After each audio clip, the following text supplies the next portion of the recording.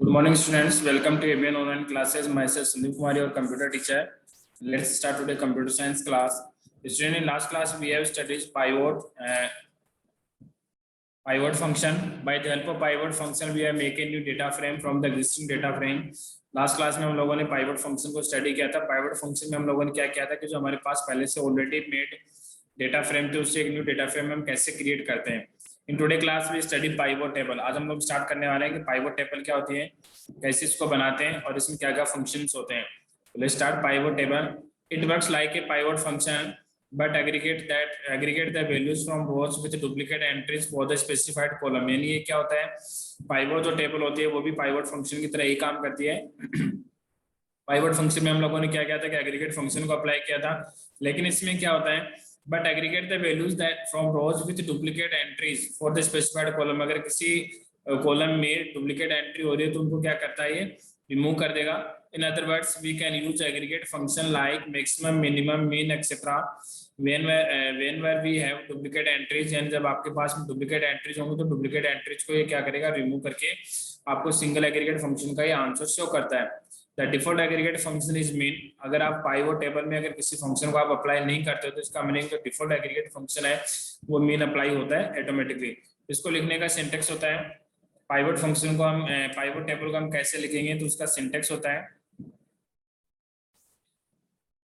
pandas dot pivot underscore table. मैंने आपको कल बताया था कि हम पाइवट टेबल को लिखने के लिए पाइवट अंडरस्कोर टेबल फंक्शन को काम में लेते हैं, पाइवट को लिखने फंक्शन के लिए हम डायरेक्ट पाइवट फंक्शन को यूज में लेते हैं. तो यहाँ पे हम पाइवट टेबल बना रहे हैं तो हम लिखेंगे pandas dot pivot underscore table data comma values equal to none. यानी हमारे पास वैल्यूज कुछ भी नहीं है, इंडेक्स इक्वल टू नन, हम लोग इंडेक्स भी अप्लाई नहीं करें, column equal to none, column में भी हम नाम अप्लाई नहीं करें, और function equal aggregate function equal to mean.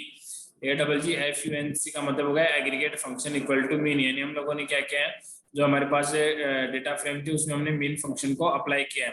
तो the parameter aggregate function can have values among sum maximum minimum length np dot mean np dot median. यानी हम लोग क्या कर सकते हैं, जहाँ पे मैंने एग्रीगेट फंक्शन मीन अप्लाई किया वहाँ पे हम लोग aggregate function other aggregate function है जैसे सम हो गया, मैक्सिमम हो गया, मिनिमम हो गया, लेंथ फाइंड आउट करने के लिए एलियन हो गया, मीन फाइंड आउट करने के लिए np डॉट मीन लिखा हुआ, इसका मीनिंग होता है नमपाई अरे का मीन फाइंड आउट करना.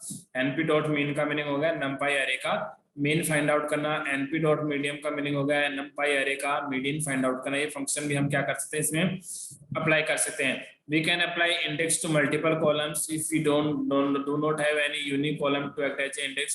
हम क्या कर सकते हैं, we can apply index to multiple column. आप एक से अधिक कॉलम के लिए एक सिंगल इंडेक्स भी अप्लाई कर सकते हो. If we do not have any unique column to act as index, यानी आपके पास ऐसा कोई कॉलम नहीं है, यूनिक कॉलम नहीं है जो इंडेक्स का काम कर सके, उस कंडीशन में हम क्या करते हैं, मल्टीपल कॉलम या मल्टीपल रोज के एक सिंगल इंडेक्स भी अप्लाई कर सकते हैं. कैसे करेंगे उसके लिए देखो लिखा है df1 क्या होगा, data frame 1 equal to df dot pivot underscore table index equal to item comma clap. और उसको बाद में हमने क्या कर दिया, df1 डेटा फ्रेम को हमने प्रिंट करवा दिया. तो हमारे पास में जो इंडेक्स है वो हो गई, कॉलम की इंडेक्स हो गई, वो कलर हो गई. यानी हमने कॉलम नेम को स्पेसिफाइड कर दिया और रो नेम को हमने आइटम से स्पेसिफाइड कर दिया. तो हमारे पास जो पाइवट टेबल जो आउटपुट में प्रिंट होगी उसमें है आइटम रिप्रेजेंट करता है कलर्स को. तो आइटम रिप्रेजेंट करा है पेन पेंसिल को, हमारे पास दो ही आइटम थे, और कलर हो गए इनके ब्लू रेड ब्लैक, और इनकी प्राइस है वो रिस्पेक्टिव प्राइस यहाँ पे सो रही है. नेक्स्ट है we do not that the mean has been used as a default aggregate function. जैसे हमें पता है कि एग्रीगेट फंक्शन पाइवट टेबल में जो डिफॉल्ट एग्रीगेट फंक्शन होगा वो मीन होगा. Price of the table pen is the original data is 50 and 20. यानी जो प्राइस थी पेन की ओरिजिनल प्राइस थी वो 50 and 20 थी. Mean has been used to as aggregate and the price of the blue pen is 35 in df1. Okay, we can use multiple aggregate function on the data. अब एक pivot table में multiple aggregate function को भी apply कर सकते हो. तो उसको अप्लाई करने के लिए हम लोग कैसे लिखेंगे इनको, पाइवट अंडरस्कोर टेबल, हम इसको नोट करेंगे, pivot underscore table equal to df dot pivot underscore table index equal to item. इसका मतलब होगा हमने रो के इंडेक्स को डिफाइन कर दिया, आइटम होंगे, कॉलम्स इक्वल टू कलर, पहला कॉलम हमने डिफाइन कर दिया कलर, वैल्यूज हो गए यूनिट इन स्टॉक, यानी जो कॉलम हो गया कलर उसकी वैल्यूज होंगी, यूनिट इन स्टॉक में होंगी। एग्रीगेट फंक्शन हमने यहाँ पे अप्लाई कर दिया, maximum minimum NP dot mean. Maximum सम फंक्शन के थ्रू हम सम फाइंड आउट करेंगे, मैक्सिमम फंक्शन के through maximum value find out करेंगे। एनपी डॉट मीन का मतलब होगा numpy एरे का हम लोग क्या करेंगे, यहाँ से मीन फाइंड आउट करेंगे और इस पाइवोट टेबल को प्रिंट करवा देंगे। तो जब हम इसको प्रिंट कराएं तो हमारे पास क्या होगा, कलर्स प्रिंट होंगे। कलर में हमारे पास होंगे ब्लैक, ब्लू, रेड, और इन सब फंक्शन के लिए अलग अलग कलर्स फाइंड आउट होंगे। हम लोगों ने 3 एग्रीगेट फंक्शन अप्लाई किए हैं, सम, मैक्सिमम,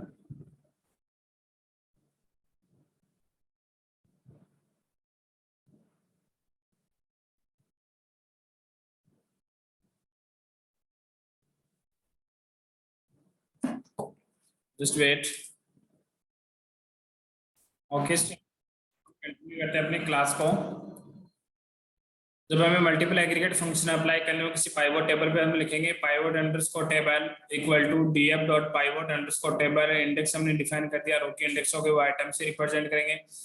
कॉलम्स हमने डिफाइन कर दिया, कलर होगा और वैल्यूज इन स्टॉक होंगे। और एग्रीगेट फंक्शन हमने यहाँ पे अप्लाई कर दिया, सम, मैक्सिमम और एनपी डॉट मीन, यानी numpy एरे का मीन फाइंड आउट करेंगे। तो जब हमने 3 एग्रीगेट फंक्शन अप्लाई किया है तो तीनों के लिए अलग अलग वैल्यू हमें आउटपुट में से होंगी। पहले होंगी सम फंक्शन के लिए, तो कॉलम के लिए कलर हमने कॉलम्स का हमने नेम डिफाइन किया, कलर, तो कलर हो गया ब्लैक, ब्लू, रेड, और आइटम हो गए पेन और पेंसिल। तो इन तीनों की वैल्यू यहाँ पे शो होगी। उसके बाद में मैक्सिमम फंक्शन के लिए होंगी, फिर उसके बाद में मीन फंक्शन के लिए होंगे। यानी हम लोगों ने यहाँ पे 3 एग्रीगेट फंक्शन अप्लाई किए हैं, तो तीनों एग्रीगेट फंक्शन के लिए हमारे पास क्या होंगे, अलग अलग आउटपुट वैल्यूज एक साथ में शो होंगे। Pivoting can also be done on multiple columns. Different aggregate function can be applied on different column. यानी pivoting हम क्या कर सकते हैं, एक से अधिक कॉलम पे भी अप्लाई कर सकते हैं, और एक से अधिक एग्रीगेट फंक्शन को भी पाइवोट के लिए हम पाइवोट टेबल में हम अप्लाई कर सकते हैं।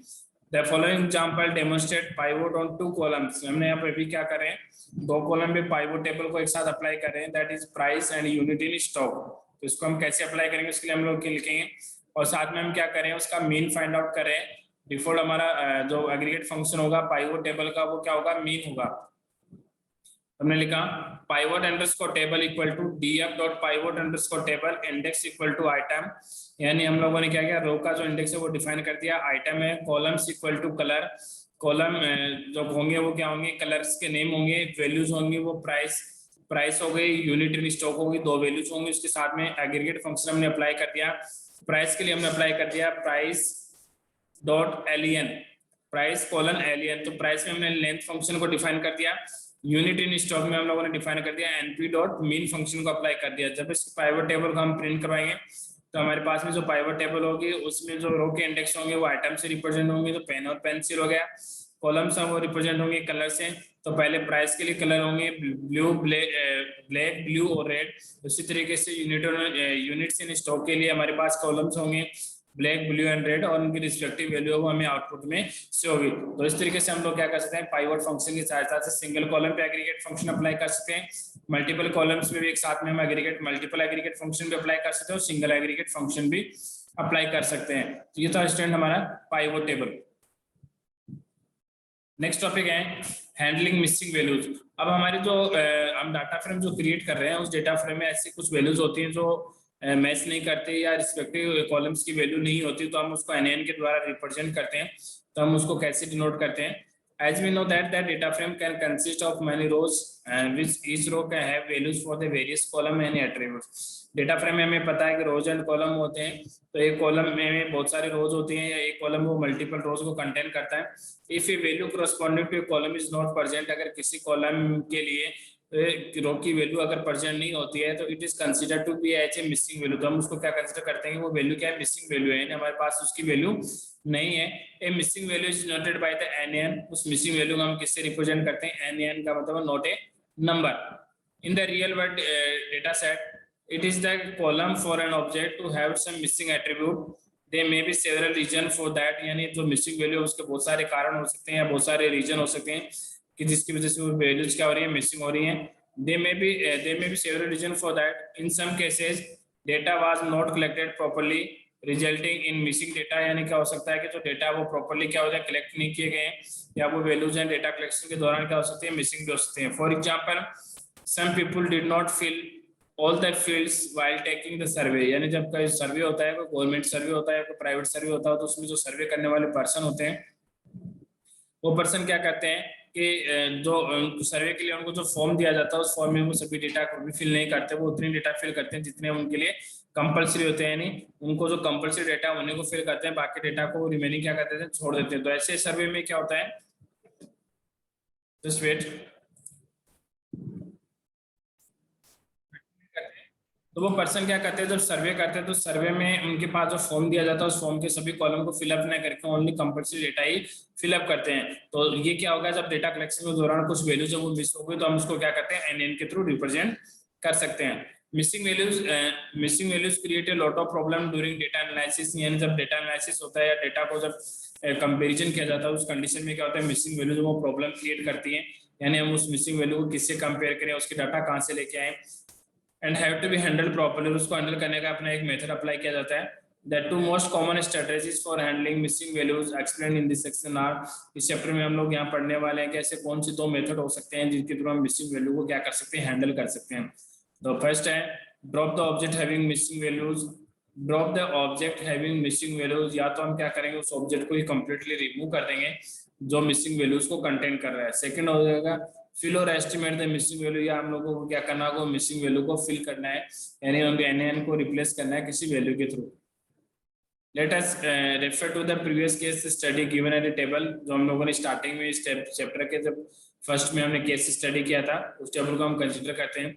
The student have now appeared for the unit test 4 also, यानी हमने लिखा कि कुछ ऐसे स्टूडेंट हैं जिन्होंने यूनिट टेस्ट 4 भी अपीयर किया है, यूनिट टेस्ट 4 की भी एग्जाम दी है, लेकिन उसमें से कुछ ऐसे स्टूडेंट हैं जिन्होंने किसी पर्टिकुलर सब्जेक्ट की एग्जाम दी है, कुछ सब्जेक्ट को उन्होंने रिमेनिंग छोड़ दिया। तो वो रिमेनिंग छोड़ दिया इसका मतलब जब उन्होंने एग्जाम ही नहीं दी तो उनकी डाटा हो गई वो मिसिंग हो गई, और मिसिंग डेटा को हम किससे रिप्लेस करेंगे, एनएन के थ्रू रिप्लेस करेंगे।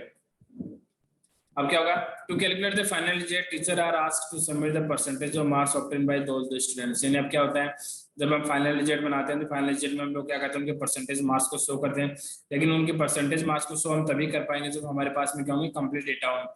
इन केस ऑफ रमन देखते हैं हम लोग कि रमन ने क्या हुआ, तो यूनिट टेस्ट 4 दिया है, लेकिन उसने क्या किया, ओनली 2 सब्जेक्ट्स में यूनिट टेस्ट 4 को दिया है, उसके बाद में उसने रिमेनिंग सब्जेक्ट उसके जो 3 सब्जेक्ट है उनमें यूनिट टेस्ट 4 नहीं दिया, इसका मतलब उसके डेटा क्या है, मिसिंग है। तो in case of Raman, the math teacher decide to compute the marks obtained in 3 tests and then find the percentage of marks from the total score of 75 marks, यानी इसने क्या किया है, जैसे रमन ने मैथ्स में मार्क्स नहीं दिए हैं तो उसे मैथ्स टीचर ने डिसाइड कर लिया कि इसके 3 स्टूडेंट सब्जेक्ट 3 टेस्ट के मार्क्स हैं, उनका सब निकाल कर उसको परसेंटेज दिया जाए। उसने अपने रमन के 4 टेस्ट के मार्क्स उन्होंने इंक्लूड नहीं किए, क्यों नहीं किए, क्योंकि रमन के 4 टेस्ट के मार्क्स हैं वो मिसिंग है, वहाँ पे इसका कोई भी मार्क्स नहीं है और उस मार्क्स को हम लोग क्या कहते हैं डेटा एनालिसिस में यूज नहीं ले सकते, इसलिए टीचर ने डिसाइड कर लिया कि उसके 3 सब्जेक्ट्स के मार्क्स को सब निकाल के उसमें से परसेंटेज को काउंट कर लिया जाए। तो ये जो चीज डाटा होते हैं उनको हम बोलते हैं रिप्लेसिंग द मिसिंग वैल्यूज, यानी ड्रॉपिंग द मिसिंग वैल्यूज, यानी उसने क्या किया, यहाँ से मिसिंग वैल्यूज को ड्रॉप कर दिया, यानी उसको उसने डेटा एनालिसिस में कंसिडर नहीं किया है। नेक्स्ट है चेकिंग मिसिंग वैल्यूज, हमें देखना है कि मिसिंग वैल्यूज को चेक कैसे कर सकते हैं। तो panda provide a function is null to check whether any value is missing और not in the data frame, यानी पेंडास लैंग्वेज में फंक्शन होता है इज नल, इस इज नल फंक्शन का यूज किया जाता है कि मिसिंग वैल्यूज को चेक करने के लिए। तो pandas provide a function is null to check whether any value is missing और not in the data frame, यानी हम लोग क्या करेंगे, इज नल फंक्शन को यूज में लेके डेटा फ्रेम में किसी भी मिसिंग वैल्यू को चेक कर सकते हैं। This function check all attribute and return true in case that attribute had missing values, यानी ये क्या करता है, this function check all attributes, यानी वो क्या करेगा, कॉलम के सभी डेटा को या डेटा फ्रेम के सभी डेटा को चेक करेगा, and return true कब ट्रू करेगा, in case that the attribute has missing value, अगर कोई attribute है वो missing value को कंटेन कर रहा है तब रिटर्न करेगा ट्रू, अदरवाइज रिटर्न करेगा false, The following code store the data of marks of all unit tests in data frame and check whether the data frame has missing value और note. अब हमें क्या करना है, जो हमारे पास में डेटा फ्रेम है 4 यूनिट टेस्ट की, ये वाला डेटा, ये हमारे पास डेटा है, डेटा को हम क्या करेंगे, डेटा फ्रेम में कन्वर्ट करेंगे, फिर उसके बाद में इस डेटा फ्रेम में हम लोग अप्लाई करेंगे किसी कॉलम में मिसिंग वैल्यू है कि नहीं। तो इसको डेटा फ्रेम में अप्लाई करने के लिए हमारे पास क्या होगा, सबसे पहले हम क्या करते हैं कि नंपाई एरे बनाते हैं। तो इसमें लिखा marks UT equal to marks unit test equal to name first column हो गया नेम, तो नेम कॉलम की वैल्यूज हो गई Raman 4 time Raman, 4 time junior, 4 time Aishwarya, 4 time Misty, ये क्या हो गए हमारे स्टूडेंट्स के नेम हो गए। सेकंड कॉलम था हमारे पास यूनिट टेस्ट, तो यूनिट टेस्ट की वैल्यू थी first second third fourth, first second third fourth, यानी सभी स्टूडेंट्स के लिए हो गया। फिर इसके बाद में मैथ सब्जेक्ट के मार्क्स हो गए। जो रिप्रेजेंट नहीं है उनको हमने क्या किया, एन के थ्रू, यानी np.nn numpy.nn के थ्रू रिप्रेजेंट कर दिया, और जो वैल्यूज होंगे उनको हमने पुट अप कर दिया। सेकंड कॉलम हमारा था साइंस कॉलम, तो उसकी वैल्यू हमने पुट अप कर दी। थर्ड कॉलम हमारे पास एसएसटी था, उसकी वैल्यू हो गई। फोर्थ हिंदी, फिफ्थ हो गया इंग्लिश। अब हमारे पास में क्या हो गई, ये हमारी एक नंपाई एरे क्रिएट हो गया मार्क्स यूनिट टेस्ट का। अब इस मार्क्स यूनिट टेस्ट को हमने किस में कन्वर्ट करना है, डेटा फ्रेम में कन्वर्ट करना है। तो डेटा फ्रेम में कन्वर्ट करने हम लिखेंगे df equal to pd dot data frame, df equal to pd dot data frame marks unit test, यानी हम लोग क्या करेंगे, इसको डेटा फ्रेम में कन्वर्ट कर दिया। अब इसको डेटा फ्रेम में कन्वर्ट करने बाद में हम क्या करेंगे, इस डेटा फ्रेम को प्रिंट करेंगे, और प्रिंट करते समय हम लोग क्या करते हैं, इस पे इस नल फंक्शन को अप्लाई कर देते हैं to check the missing value. तो हमने लिखा प्रिंट df हमारा डेटा फ्रेम है, तो df is null function apply कर दिया।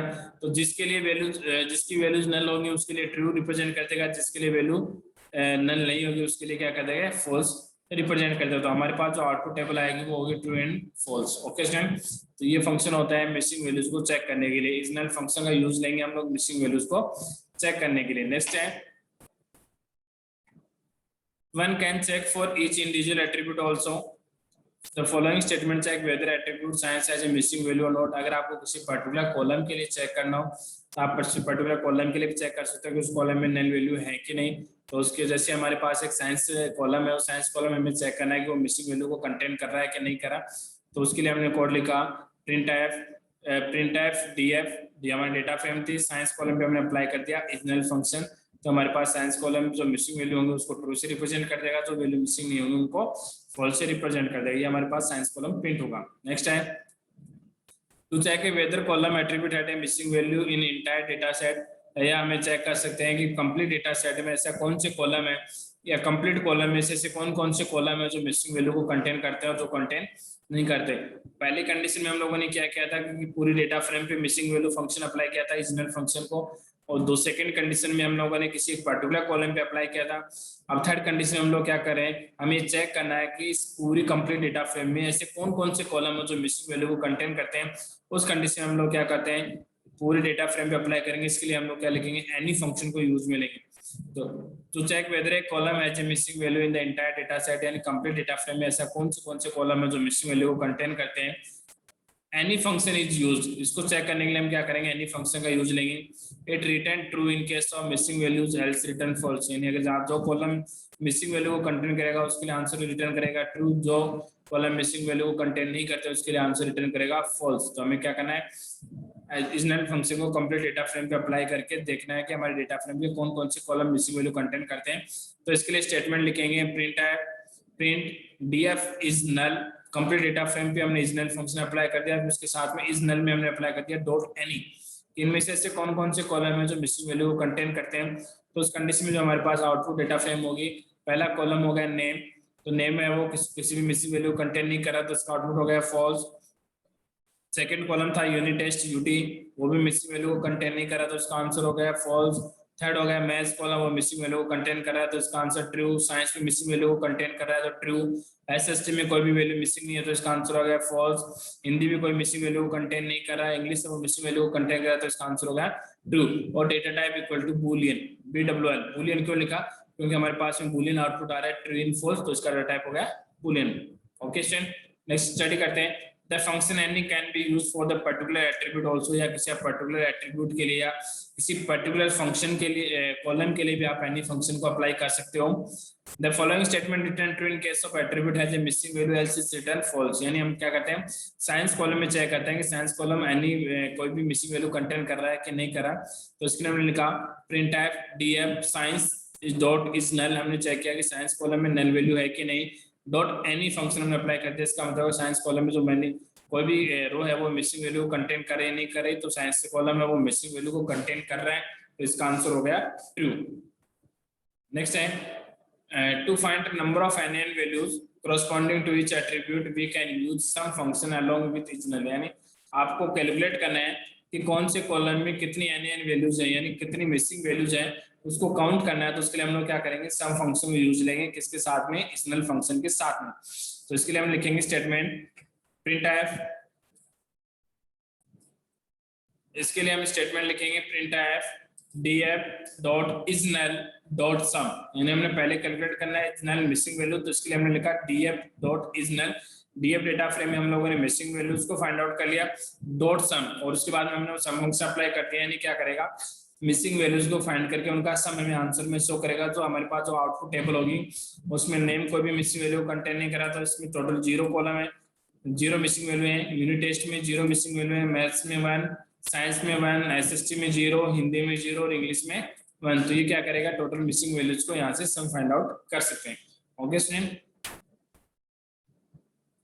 नेक्स्ट हम स्टडी करते हैं ड्रॉपिंग मिसिंग वैल्यूज। पहले हम लोगों ने क्या किया था मिसिंग वैल्यूज को फाइंड आउट करना और उनको काउंट करना होगा। अब नेक्स्ट हम पढ़ते हैं कि डेटा फ्रेम में से मिसिंग वैल्यूज को ड्रॉप कैसे कर सकते हैं, तो इसके लिए स्टडी करते हैं। Missing values can be handled by entire dropping the entire row having missing values और replacing it with the appropriate value. यानी मिसिंग वैल्यूज को हैंडल करने के लिए दो मेथड होंगे। पहला मेथड होगा या तो आप उस कंप्लीट रो को ही रिमूव कर दो अपने डेटा फ्रेम से जो मिसिंग वैल्यू कंटेन कर रही है। सेकंड मेथड होगा या फिर आप जो मिसिंग वैल्यू जो उनको किसी अनदर वैल्यू से आप क्या करो रिप्लेस कर दो। Dropping will remove the entire row having the missing value. Dropping condition में क्या होगा वो कंप्लीट रो है वो आपके डेटा फ्रेम से रिमूव हो जाएगी जो मिसिंग वैल्यूज को कंटेन करती है। This strategy reduce the size of data set used in data analysis. And इस कंडीशन में क्या होगा आपके डेटा फ्रेम की साइज चेंज हो जाएगी जिसको हम डेटा एनालिसिस के रूप में काम में ले रहे हैं। hence should be used in case of missing values on few object, यानी कि हम उसी कंडीशन में काम मिलेंगे जब हमारे डेटा फ्रेम में कुछ ही ऐसे ऑब्जेक्ट हैं या जिन ऐसे ऑब्जेक्ट की संख्या कम है जो मिसिंग वैल्यूज को कंटेन कर रहे हैं। इसके लिए the drop na function can be used to drop an entire row from the data frame। Data frame से अगर आपको किसी भी रो को जो मिसिंग वैल्यू कंटेन कर रही है उसको रिमूव करना है तो इसके लिए हम फंक्शन कहाँ मिलेंगे ड्रॉप ना फंक्शन। ओके इसका हम कैसे यूज में लेते हैं, जैसे हमारे पास डेटा फ्रेम थी df तो हमने लिखा df1। नेक्स्ट अगले डेटा फ्रेम है, नेक्स्ट डेटा फ्रेम हो गई उसकी वैल्यूज हो गई df डॉट ड्रॉपना। ड्रॉपना फंक्शन हमने अप्लाई कर दिया और उसके बाद में हमने प्रिंट कर दिया df1। तो इस कंडीशन में क्या होगा कि जो कॉलम जिस कॉलम में जो रो मिसिंग वैल्यू कंटेन कर रही है उस कंप्लीट रो को हम क्या करेंगे डेटा फ्रेम से रिमूव कर देंगे। तो हमारे जो df डेटा फ्रेम तो उसमें रमन यूनिट टेस्ट 4 के डेटा मिसिंग थे तो हमने यूनिट टेस्ट 4 के रमन के यूनिट टेस्ट 4 के डेटा को कंप्लीटली हमने क्या कर दिया यहाँ से रिमूव कर दिया।